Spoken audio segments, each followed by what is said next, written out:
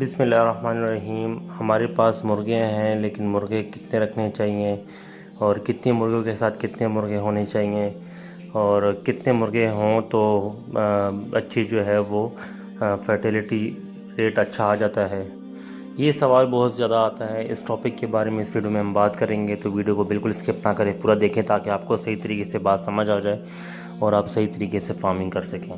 Video شروع کرنے سے پہلے آپ سے درخواست ہے کہ جس نے میرے چینل کو سبسکرائب نہیں کیا، میرے چینل کو سبسکرائب کر لیں تاکہ آپ لوگوں کو اس طرح کے انفارمیٹو ویڈیوز ملتی رہیں۔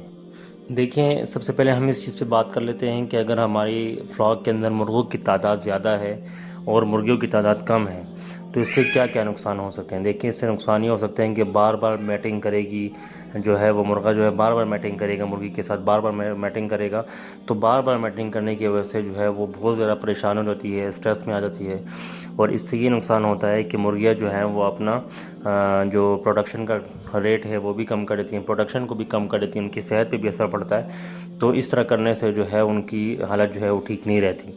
لیکن اگر آپ بالکل جو ہے مرغوں کو ختم کر دیں اور صرف مرغیاں ہوں تو سوال لوگ کرتے ہیں کہ مرغیاں پھر انڈے دیں گی کہ نہیں دیں گی۔ دیکھیں، مرغیاں پھر بھی انڈے دیں گی، لیکن فرق صرف اتنا ہوگا کہ اگر مرغے جو مرغیوں کے ساتھ نہیں ہوں گے تو مرغیاں جو انڈے دیں گی وہ فرٹائل نہیں ہوں گی۔ فرٹائل نہ ہونے کا مطلب کیا ہے؟ فرٹائل نہ ہونے کا مطلب یہ ہے کہ اگر آپ ان انڈوں کو انکیوبیٹر کے اندر رکھتے ہیں یا ان انڈوں کو آپ مرغی کے نیچے رکھتے ہیں، اس کے اوپر مرغی بٹھاتے ہیں، تو ایسے انڈوں سے بچے نہیں نکل سکتے۔ تو اگر آپ نے بچے نکالنے ہیں تو ایسی آپ کو وہ فرٹائل انڈے چاہیے ہوں گے۔ فرٹائل انڈے آپ کے پاس کیسے آئیں گے کہ ان کے ساتھ مرغیاں جو ہیں، مرغیوں کے ساتھ جو ہے مرغے بھی ہوں گے۔ اگر مرغے ہوں گے تو انڈے فرٹائل ہوں گے، اگر مرغے نہیں ہوں گے تو انڈے فرٹائل نہیں ہوں گے۔ اس بات کو ذرا صحیح طریقے سے ذہن میں رکھ لیں کہ تاکہ آپ لوگوں کو پریشانی نہ ہو۔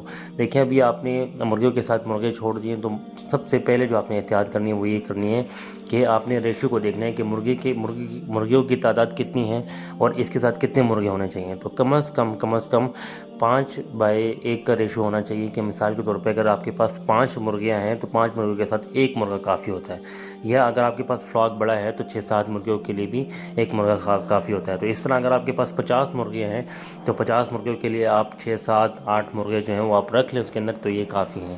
زیادہ مرغے رکھیں گے تو زیادہ مرغے رکھنے کی وجہ سے جو ہے مرغی بھی پریشان ہوں گی اور بھی فلاک کو نقصان پہنچتا ہے اور وہ صحیح طریقے سے پروڈکشن وغیرہ نہیں کر سکتی۔